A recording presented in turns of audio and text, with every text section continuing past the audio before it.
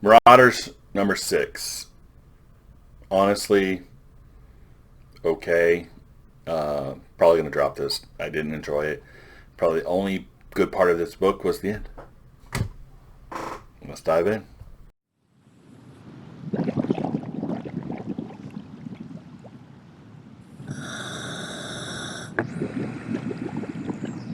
Welcome back to Longbox Diving, where we explore comics and story arcs pulled from the long box. Now, Marauders number 6. It's written by Gary Dugan, art by Maddie Lally. And the art's okay. The writing is solid. I just don't like the story, I guess. I mean, it's not bad. It's not interesting to me.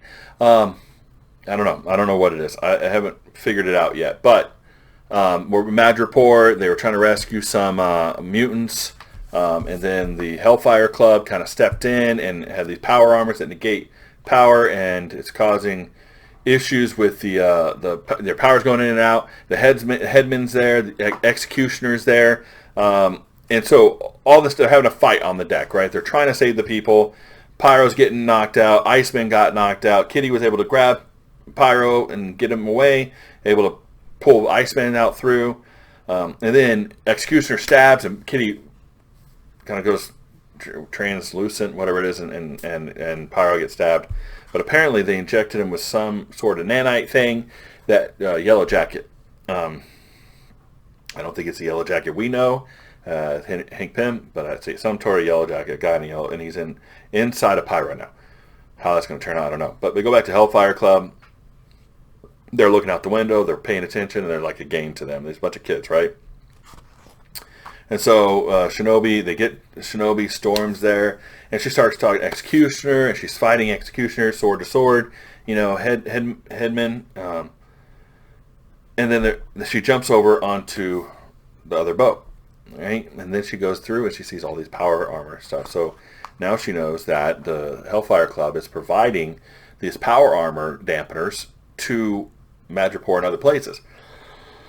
And as she runs into Pierce and to I think Miss Zhang Chao, and so she's like, "Well, why are you doing this? I'm afraid." She goes, "Hey, she says Donald Pierce and Zhang Chao," and he goes, "I'm afraid I'm going to have to ask you to disembark this vessel, Kitty. This is a diplomatic mission belonging to the government of Madripoor." She goes, "You attacked a Krakoan ship, and you're carrying armor that shorts out mutant powers. Plus, I just fought a Klansman, so no, the ship is mine now."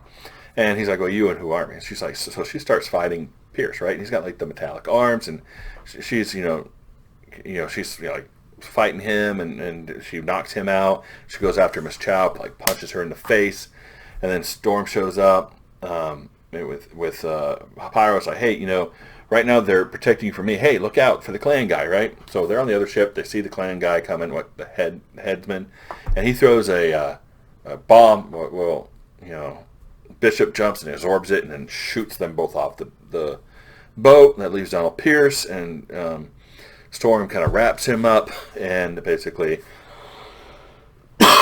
blows him off the ship, and then Kitty just grabs Miss Down and throws her off, right? And then they're all there kind of talking. Kitty binds her wounds. Everything's great.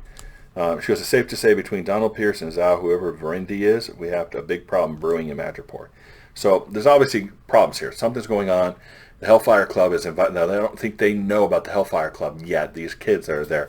But there's definitely stuff going on, and they don't know about it. But as they get ready to sell, Sebastian Shaw shows up and shoots a gun. It has a big net, and it grabs Lockheed, right? And he's like, "Hello, Kitty. I brought some cocoa seeds I think you'll find very interesting." And he goes, "You need to stop this now. You're going to end up where Sabretooth is." Which, if you remember, Sabretooth is like sucked down in the middle of Cocoa because he murdered people and he shouldn't have murdered people, and then the first person to ever get punished. But then he wraps her up in these seeds, right? And they prevent her from moving. And then he grabs, and he's about to see in the council. He goes, "I want you to die. I'm going to place my son in the space of the Red King. And Kitty, since you're dead, Kitty, oh well, you fought and you died out here in Madripoor. Oh, wah, so sad." And so he takes Lockheed and he throws Lockheed out in the water. So I'm like, dude, that's rough. Lockheed didn't deserve that.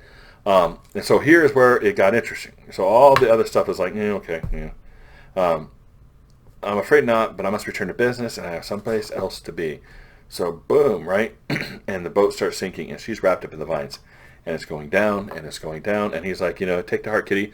This is a course correction from Mutantdom. I'll have Shinobi in your chair, and soon a queen of my choosing wearing white. Do you think the world of men wants to sit across the table and negotiate with a telepath? So, he is like, and he's like, he goes and starts talking to the White King. He's talking to Donald Pierce. He's talking to Frost's son.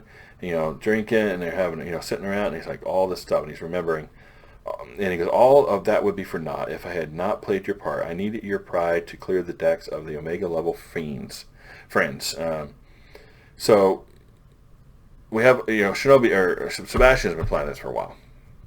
And he wants to replace Kitty, and he's going to replace Jean, or Emma Frost, because he's been pissed with Emma Frost for a long time anyway. So, and then we see Kitty sinking down, and he goes, I will live again, only to kill you, and when I return, you will beg for my blade. And he's like, perhaps, Kitty, but not today. And see, the biggest problem is nobody knows if she actually falls under the mutant protocols. Because if Krakoa is not accepting her, we'll actually create an egg for her. I don't know. Nobody knows. Is she my mental pattern should be backed up? Is she actually going to die here? So this part, okay, I'm interested in, is she going to live or is she going to die? Is Lockheed, more actually, if Lockheed's going to live and die. The part was interesting. Everything else to me was like, yeah. So I'm probably going to get the next one just to see if Kitty lives or dies. But other than that, this is going to be dropped off my pull list because I am bored to death right now. It does nothing for me. It is silly. I don't get it.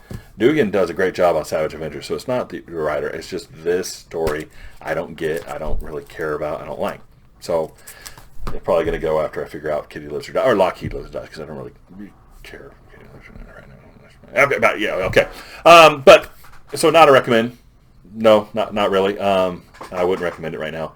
It's dropped down. So Fallen Angels, X-Force, Fallen Angels, and X-Men. This is now off the pull list along with New Mutants. It is what it is. All right. So if you enjoyed this review, please like and subscribe. We'll see you next time here in the Long Box.